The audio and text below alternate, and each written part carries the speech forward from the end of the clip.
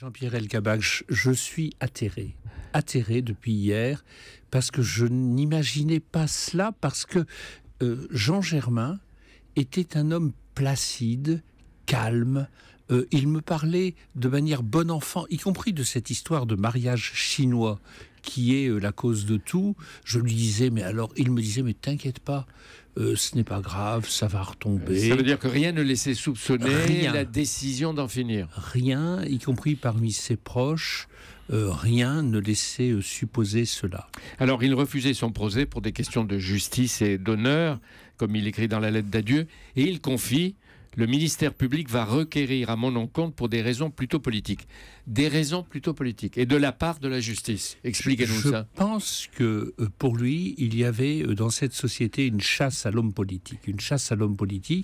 Et qu'il en était meurtri.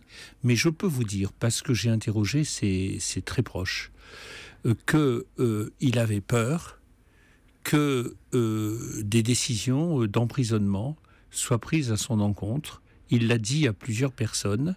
Il avait entendu cela, comme peut-être un bruit venant du tribunal. Il avait peur de cela.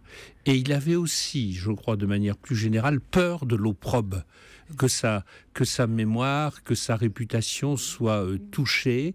Et il me disait aussi quelquefois, oui, les politiques, on tape sur les politiques. Vous savez, moi je vais vous dire quelque chose. Les hommes politiques, ce sont d'abord des hommes. Et derrière cette placidité, cette timidité parfois, Jean était quelqu'un de très, très sensible. Jean-Pierre Sueur, mais pourquoi la prison? Et vous dites de la prison ferme. Pourquoi? Qu'est-ce qu'il y avait derrière? De quoi était-il menacé ou soupçonné? Les témoins, ses proches m'ont dit...